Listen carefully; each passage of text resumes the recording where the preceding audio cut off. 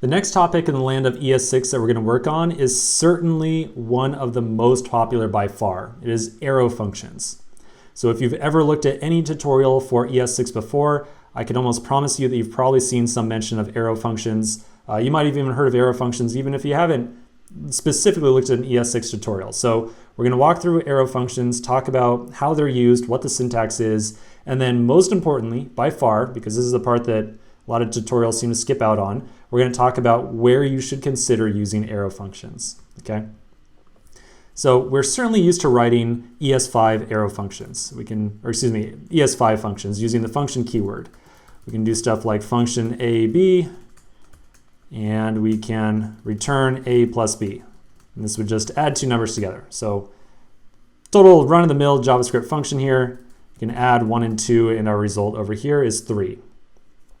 So there's nothing wrong with this approach right here. If you want to continue using functions on day-to-day development, go for it, absolutely.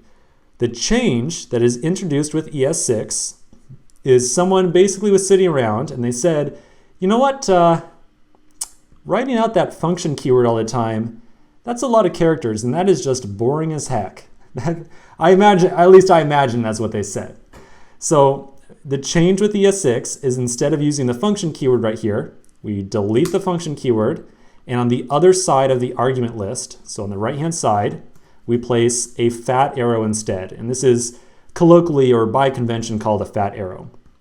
In practice, it is the equal sign and then a greater than sign after it. So it forms a symbol that looks like a fat arrow, but in reality, it's just two separate characters.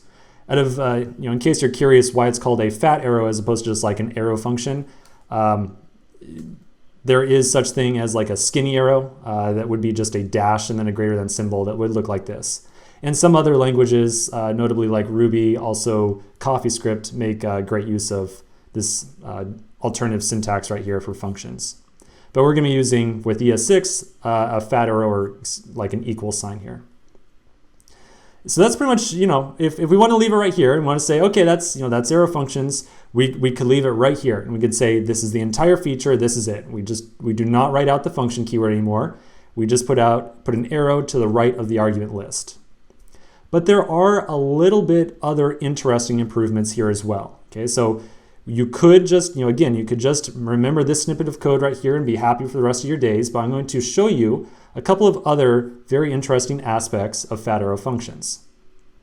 So the first of which is going to be a way to abbreviate this line of code even more than what we've got right now. So the first thing that we're going to do is notice that our current function right here has a single JavaScript expression. So there is a single expression in here, as opposed to doing something like sum equals A plus B and then returning sum. This would be two separate expressions, right? Because we've got one expression to calculate the sum and then another to return it. So whenever we are sitting with just a single JavaScript expression, we can, if we so chose, remove the curly braces on either side and then also delete the return keyword and leave it just like so. So this is an alternative syntax that we can use whenever we have a single JavaScript expression. When we remove the curly braces and the return keyword, we gain what is called an implicit return of the function. Implicit return is just fancy talk for saying that whatever the results of this expression is right here will automatically get returned from the function. So you'll notice that down here I'm calling add of 1 plus 2, and it still is returning a value of 3 over here. And I can make that just abundantly clear by assigning the result to new sum and then printing out new sum. So definitely add is returning 3 right here.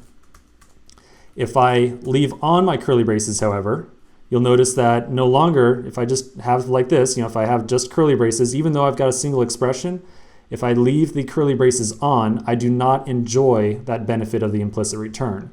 So I would have to use the return keyword here, all right? So long story short, this is a rule that, believe it or not, it took me forever to actually just puzzle out on my own because I wasn't, I'm kind of stubborn and I never look at documentation myself.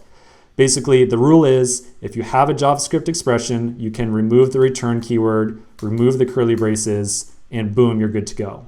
All right, so just remember one expression means we do not have to use curly braces. Now the flip side to that is that if we've got a really, really long expression, like something like a plus b divided by 1 billion or something, and then we pass all of this to divide these things, or something just really crazy, right? Something, just a lot of logic going on this single line.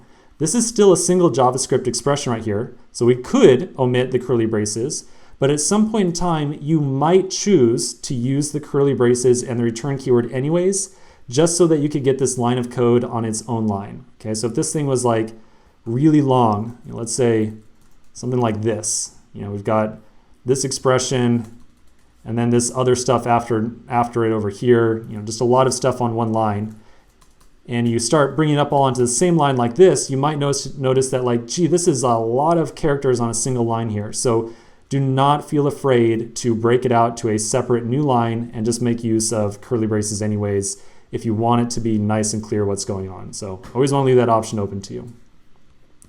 Okay, so that is like kind of step one of arrow functions. Let's talk more about the features around arrow functions in the next section.